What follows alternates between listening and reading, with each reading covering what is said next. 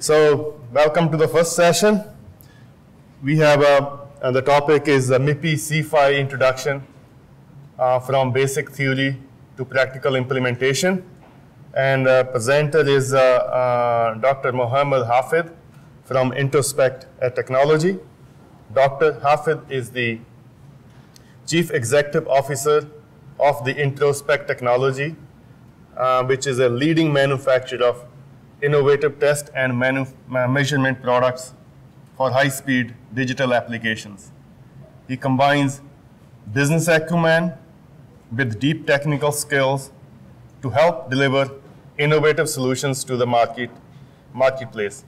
And he's a passionate technology speaker. Dr. Hafid contributes to MIPI Alliance working groups, and he actively participates in MIPI technology promotion activities worldwide. Please welcome Dr. Hafid.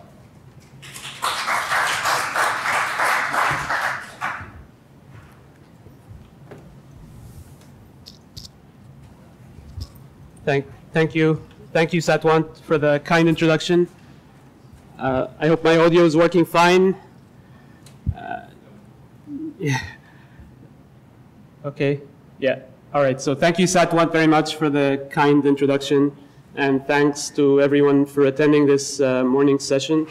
Like Satwant said, we're going to talk about C-PHY, and what I intend to do today is really take you from the origin of C-PHY, the genesis of it all, with some of the basic inventions that came out of Qualcomm and other places, and then take us through the evolution of how it became a MIPI standard and how you build camera systems and display systems based on it. So this is intended to be a tutorial, kind of an introduction to C-PHY, and I think the rest of the morning we'll have even more advanced topics related to C-PHY.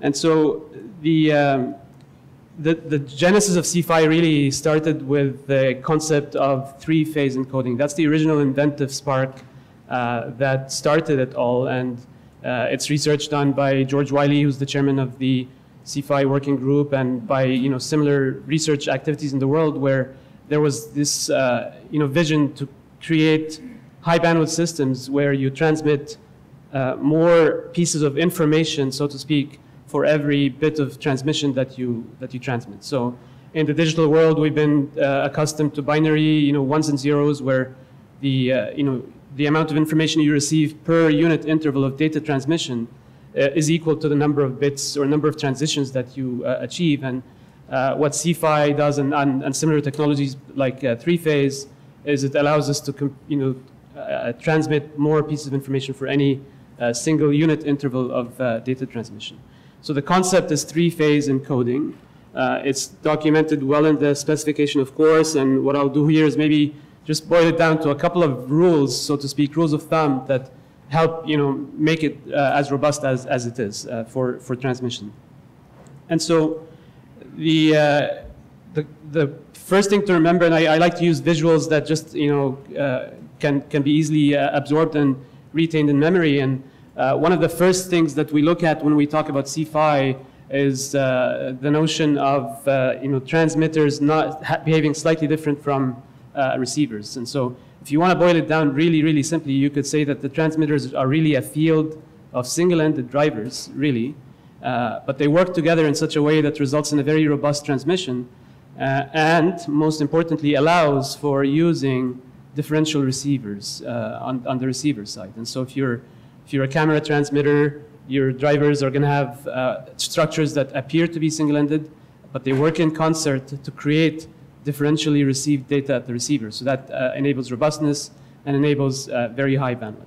And so that's the first concept of C-PHY, is any lane now has 3 wires instead of 2. So a differential lane would have a positive and a negative. And what the three-phase encoding said really was, okay, well, let's generalize this concept and say, well, three wires working in concert make 1 lane. And that's really the first concept of C-PHY. And so how do you make them work together? And so there's a couple of rules, like I said, for making C-PHY work the way it does. And the first concept is this notion of multi-level transmissions. So each wire would have 3 potential levels on it. And the way the algorithm and the encoding works in CFI is it creates a condition where even though you have 3-level signals at the transmitters, by the time they arrive at the receiver, they're really just binary differential receivers. And so this is what is shown on the right-hand side here, where the combination of wires, let's say this blue wire here on the left starts off at a high level, and the red wire starts off at a mid-level. And so this combination of A minus B is a finite non-zero value. It's a positive value. And so that represents binary 1. And then when you go on to the next transition, you have the blue wire going to mid-level, the red wire going to low. And so the subtraction of the two is still a finite positive value. So that's still a value of 1 that's received in the receiver. And so you could see now how we build transmissions where there's never contention really between the wires. And regardless of what their absolute position is in volt, their relative position is always guaranteed to be either a 1 or a 0. And so that makes receiver design somewhat straightforward. And so in this particular case, I show 3 consecutive ones. At some point, they flip polarity, so the blue goes low and the red goes high, and that becomes a 0. But the message is that it's always guaranteed to have differential binary reception. So that's rule number 1. Rule number 2, it makes clock recovery simple. So unlike forwarded clock applications, CFI or 3-phase encoded systems are self-clocking, right? And so you can think of it in many ways. I come from a SerDes, CDR background, and so the first thing that jumps to my mind is in CDR, you talk about transition density, where CFI guarantees 100% transition density on every unit interval. And so that makes the design of the clock recovery circuit quite simple, actually. And so I show an example here where you could have a pathological condition where one wire stays constant forever, really. But the key point to remember is that the combination of the wires are the ones that create the transmission. And so this set of conditions here is one in which there's always a 100% probability of seeing a transition on every unit interval of the transmission. And so in CDR terms, that's 100% transition density, and that makes the clock recovery really to be just an edge detector on the wires. So at the high level, the key takeaways from CFI is that the drivers are single-ended, 3-level drivers. The receivers are differential drivers. The encoding algorithms are, like George says, they're not necessarily very friendly to humans, but they're very, very friendly to digital design. And so they're somewhat hard to see maybe visually, but they result in a very compact circuit and a self-clocked solution. So no forwarded clock. So that's the general concept of CFI.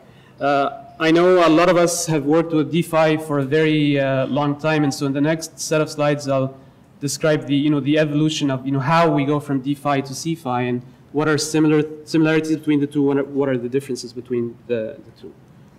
And so just very briefly, I'm showing the DeFi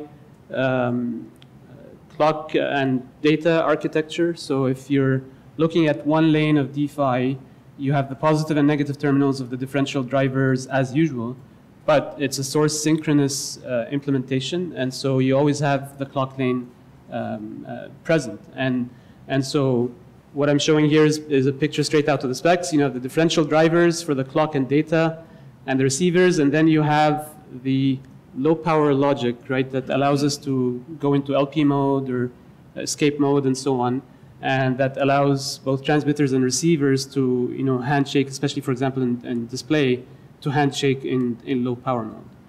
And so if you look at this structure and say, okay, well, how do I go from this to CFI? Well, the first step is we convert the drivers, like I said, to up-down drivers. So the actual circuit level structures are very similar. They're the up-down transistors, just like you have them on DeFi, except that they have, because they're encoding a lot more data now, they have individual controls for up and down. So instead of going high or low, they're now either high or low or mid, essentially, on each wire. And so The differential circuit structure physically in the layout looks very similar, but the way it's driven by the logic is a bit more advanced because it passes a lot more bandwidth of data.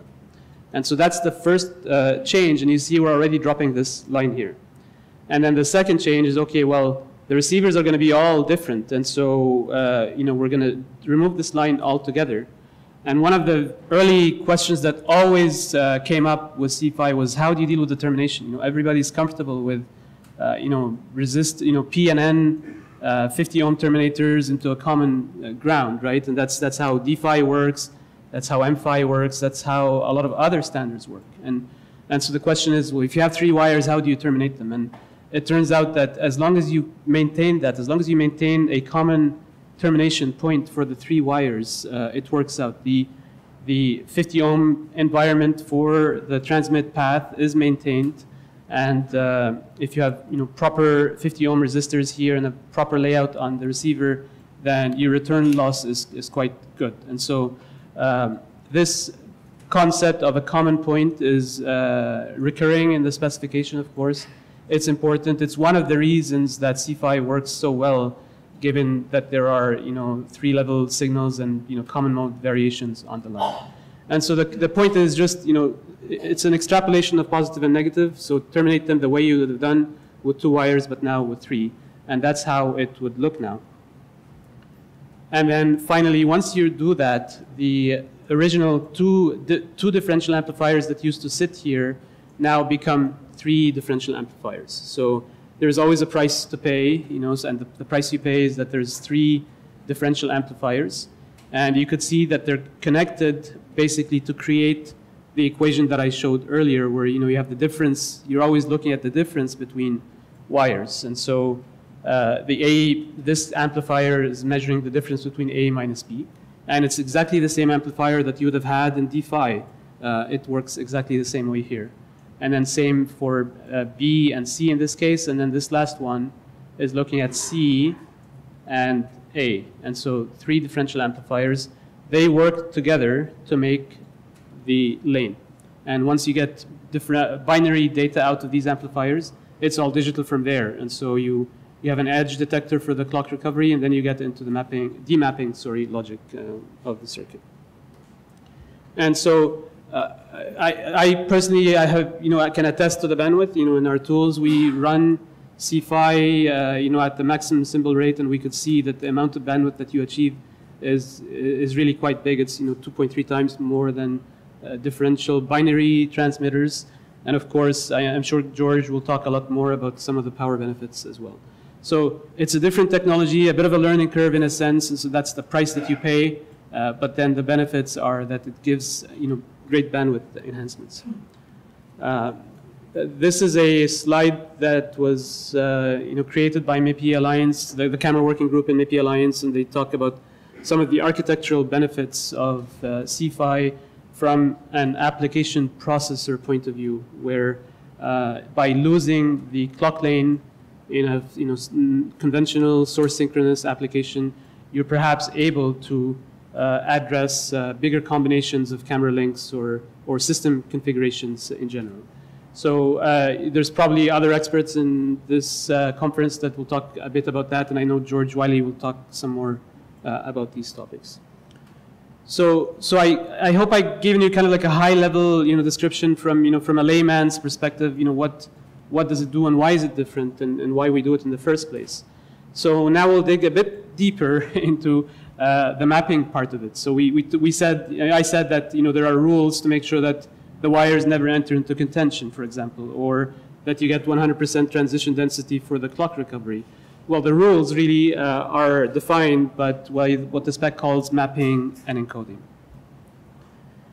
And so in this slide, we're going through the transition, the sequence of what does it mean to map data into the C-Fi language.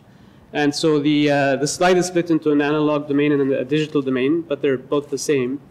And the first concept is, like I said, we talk of wires, so like the PNN on differential, and we define what are called wire states, right? And these are literally just the combination of the wires. If you have one wire at 0 and the other one at 0 and the other one at 1, then that's a wire state of 1.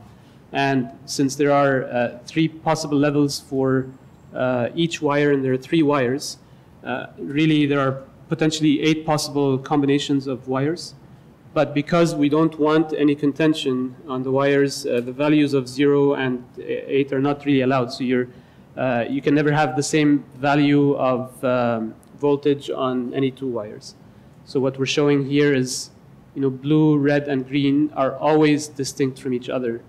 And that's called wire states. And if you follow this distinction rule, you find that there are 6 possible combinations, right? It's simple algebra, just 6 possible combinations for the wires. And these are called wire states.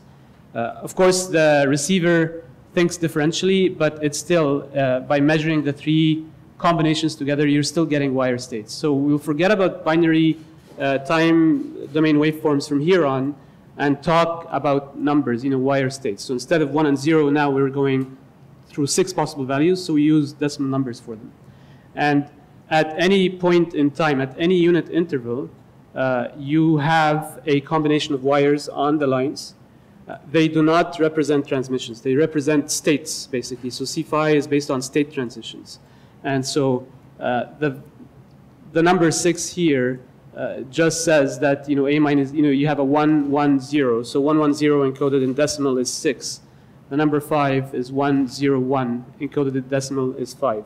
So these are values. They're not transmissions. The only time you transmit data in C phi is when you transition from one value to the next.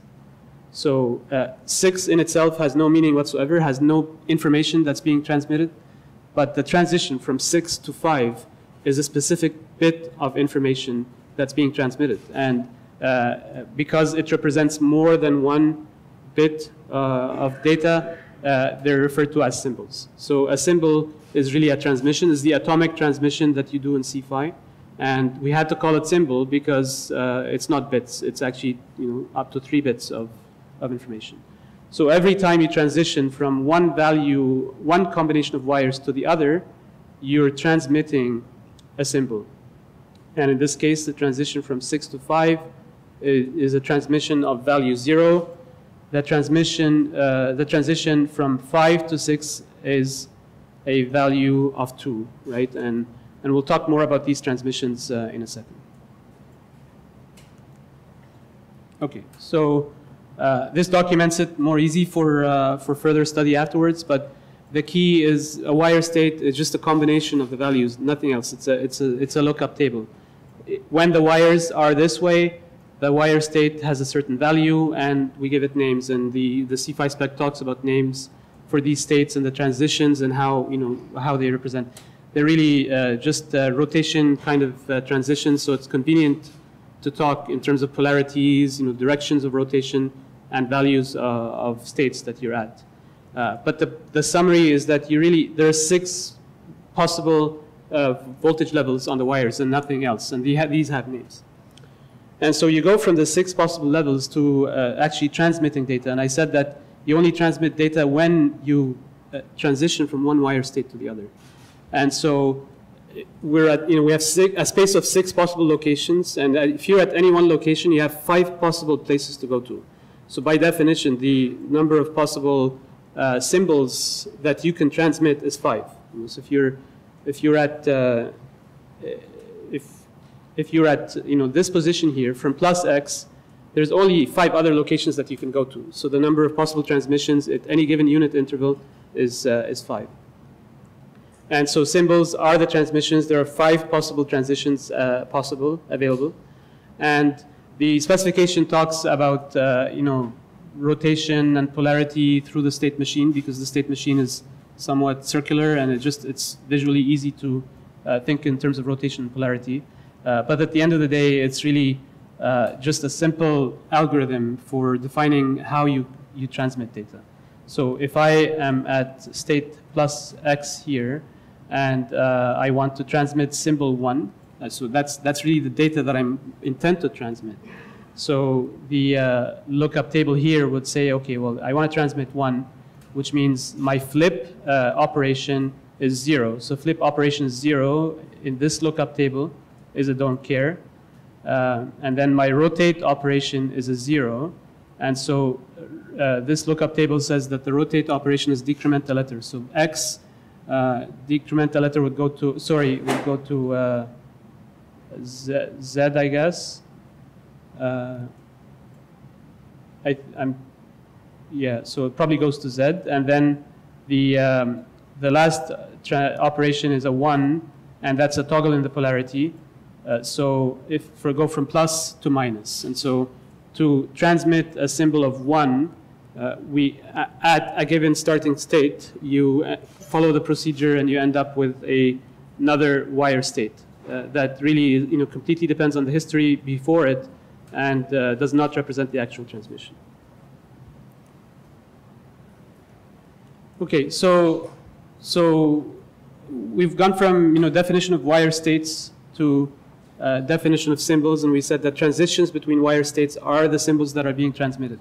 At the end of the day, computers understand bytes, right? I understand bytes, and so to go from symbols to bytes, we just demap that data basically into integers in the case of C5, so 2 bytes, and we'll talk a bit more about that.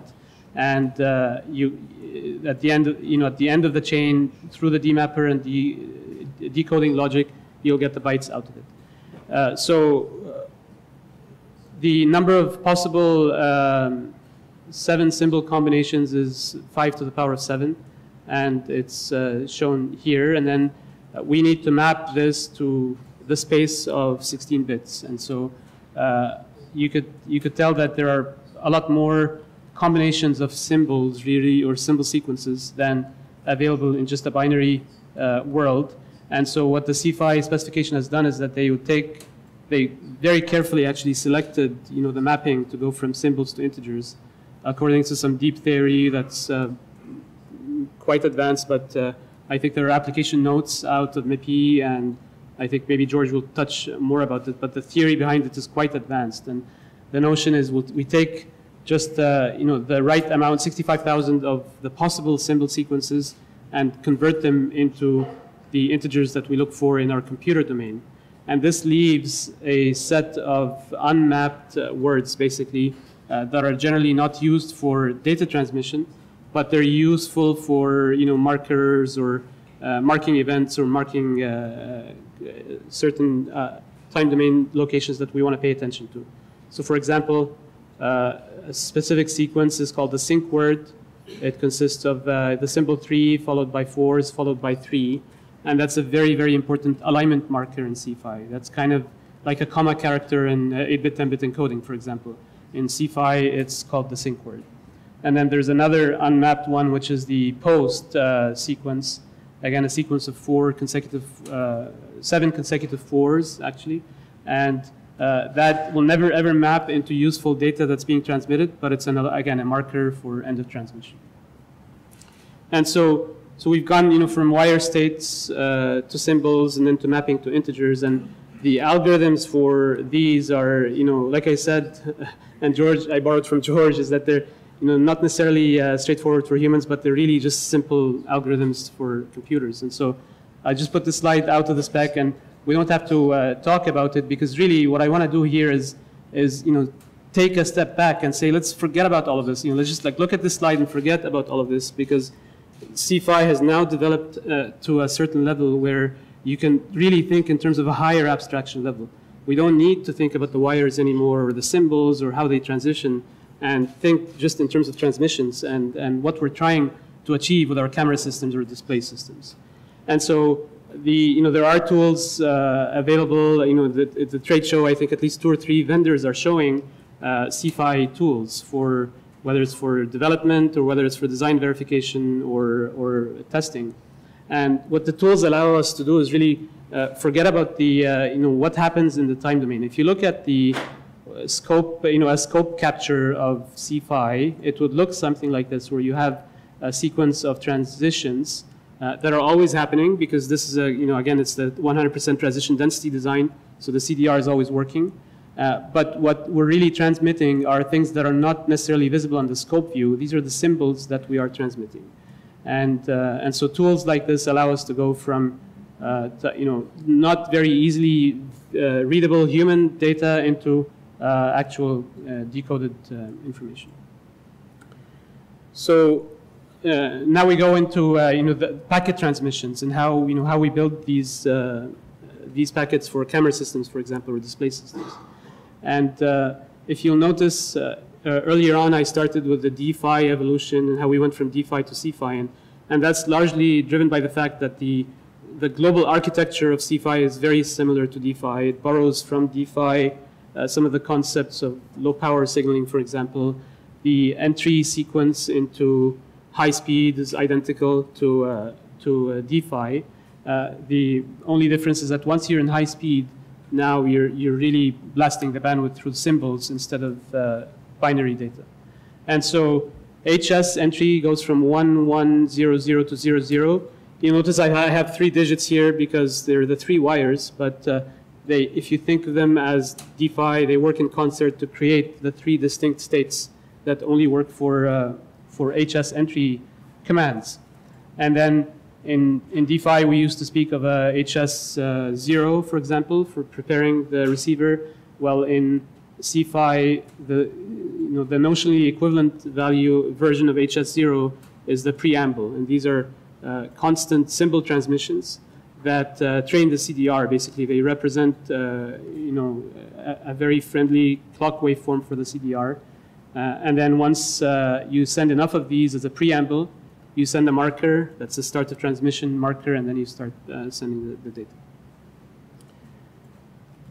So I have maybe another 10 minutes or so where I talk about some of the experiences with building C-Phi, and we started with C-Phi maybe 2 years ago, if not more, and I'll share some of the experiences for both CSI and DSI.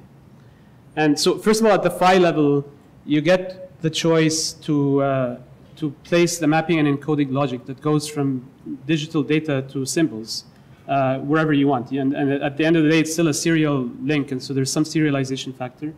And you can study this slide offline, but some of our experiences has been that we could actually do the mapping and encoding logic before serializing. So that makes it similar to conventional SerDes technologies where you do like the 8-bit, 10-bit encoding, for example. You could do it in parallel in PCI Express and then drive up the serializer. And so for C-Phi, that's also possible. And at least in our experience, that's been a more straightforward way of implementing C-Phi.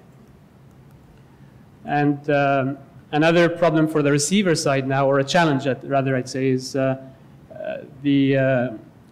making sure that the receiver does not falsely detect an alignment marker. And that's true for D-Phi also, it's true for other standards, right? When you, MIPI, the MIPI low power state shuts down the differential receivers, right? So you end up with voltage levels that are nominally equal to each other.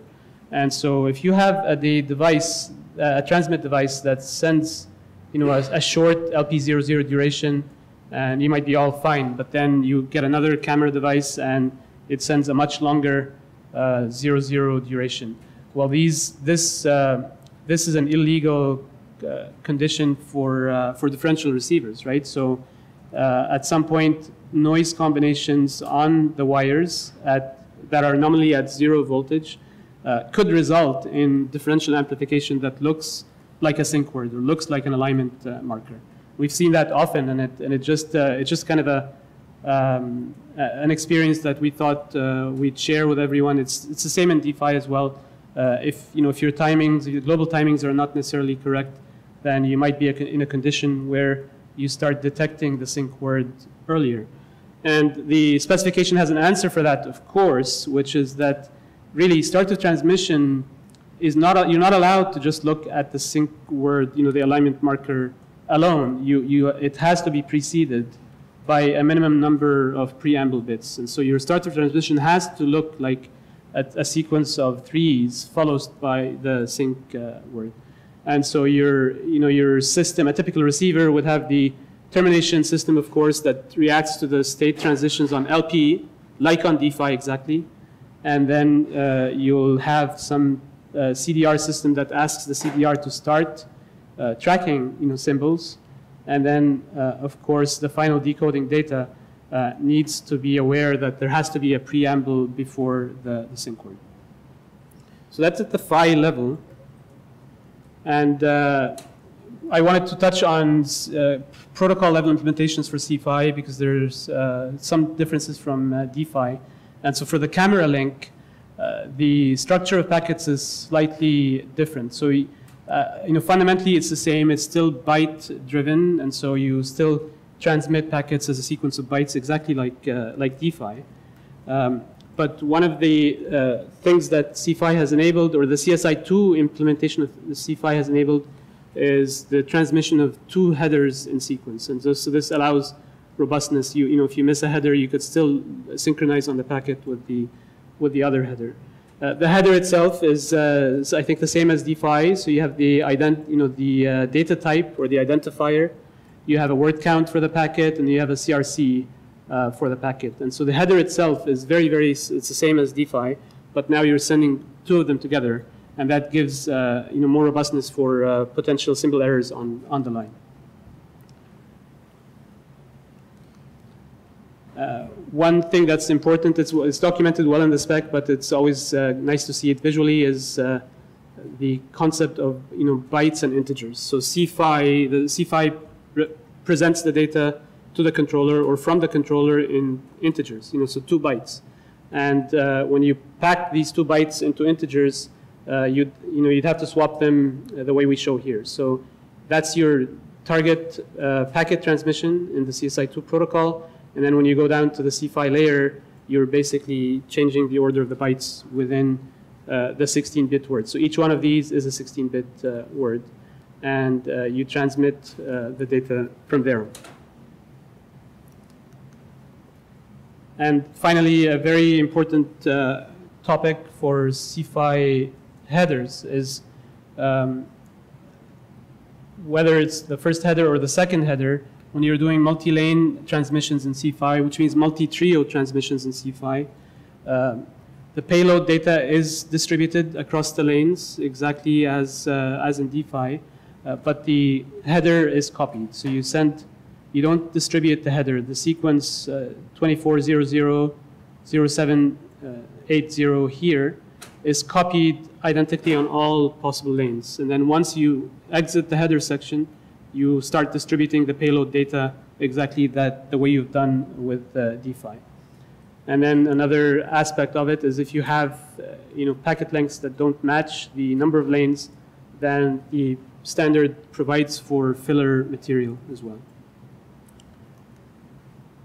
And so another topic in CSI is that the CSI protocol document itself, the specification, does not really talk about a sync sequence here between the headers, but that exists. So the text clearly talks about it, and it's documented. But I thought of putting this visual picture here, where your packet transmission looks like this, but on the physical layer, if you look at the lines themselves, there is actually a sync marker that gets inserted between the headers. And again, it's because it's an alignment marker. We want to tell the receiver that if for whatever reason you've missed this header, you're still able to lock onto the next one.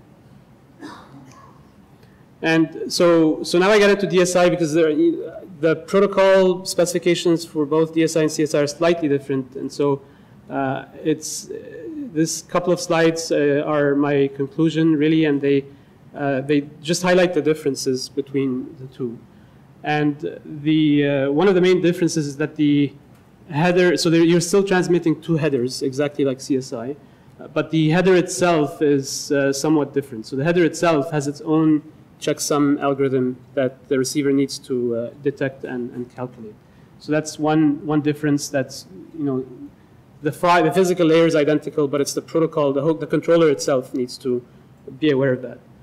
And then finally, fortunately, the DSI2 spec actually spells out the sync word locations more explicitly in the images and in the figures, and that's because of various flexibilities that DSI2 provides for touch panels or for feedback to the transmitter. And finally, again, at the protocol level, C5 is the same for both, but at the protocol level, DSI has decided to distribute the header. So if you're sending 2 lanes now, and you want to do 813980F0, then you're distributing the header and the payload data. And what this means is you could see that the sync word, this purple block here, starts to appear at really different places within transmissions. It's not just at the beginning of a PHY transmission. It could be all over the packet. And so the header is distributed, the sync word is repeated. So if you have 2 lanes, so here we have a sync word marker, or SSS, sync symbol sequence. And if you're transmitting this over 1 lane, then you're sending 1 sync. If you're transmitting this over 2 lanes, you're sending 2 syncs, right? And 3 lanes and so on. So it's a bit different, but the concepts of symbols and syncs are the same. So I thought of putting this slide here for the web download, where you could see a real life example of the data. It's the same. It's probably hard to see here, but it's the same data that I showed on the previous slide. And the blue highlighted sections are the sync words. And depending on your number of lanes and how you transmit the packets, you'll see these sync words appear all over the payload in DSI. But of course, the time domain view is all the same. It's the wire transmissions, and then the symbol data is goes in byte transmissions as before. So that's pretty much it from a protocol, from a practical experience perspective. Is our experience has been it's relatively easier to do mapping and encoding before the serial domain, and we spent some time actually creating the receiver CDR structures to make sure that we're robust to false sync detection, and depending on whether you're implementing DSI2 or CSI2 specifications, the protocols handle the sync word differently. So I hope that I conveyed that message where they're both very well documented and very well within the specification or the scope of the specification of CFI, but because of the various application intricacies, DSI chose to have a lot more flexible sync word insertion on CFI implementations. And before closing, I just want to highlight that CFI has been an incredible story of genesis from the very beginning with George Wiley, and then all the way to first prototypes and now commercial products. Qualcomm has a booth where they have a real APU talking to a camera on CFI at 22 megapixels, and so we're happy and thrilled to have been part of this. And so we worked with some of the early adopters or early inventors really of CFI, and it started back in 2014 where we did some interoperability tests on test chips and got the first visible eye diagrams, the first decoded transmissions on test chips. So that concludes my talk. I thank you again for your attention, and I hope that gave you a brief overview of this fascinating technology.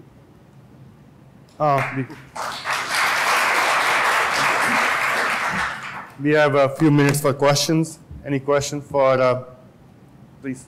What's the value of the 3 terminating resistors? The 50 ohms. Could you please repeat the question? The value of the 3 termination resistors are 50 ohms. Yeah. Yeah. Any other question, please? And the reason is that the transmission lines are 50 ohms. So I think George will talk about it, but it's a 50 ohm environment, and you can think of it as just a single-ended termination. Any other quick one? I have a very simple one. Mohammed, in your interactions so far with the early adopters of CFI, what are the top 2 or 3 issues or gotchas that you have seen people running into, engineers running into? Yeah, so I think the understanding the preamble and the start of transmission sequence, I think was the big one. So understanding that the start of transmission really has to have a preamble along with the sync word. That was the big one. And then the other one is really, again, based on our experience also with early adopters, is just the bandwidth on the back end. How do you deal with that data, especially if you're bringing up the protocol from the first place. So the dual sync insertions on CSI and DSI, that caused a bit of confusion with adopters in the beginning, because there's a sync for the phi packet, and then there's a sync that's used by the protocol in various ways. And so, good, thank you. Any other question?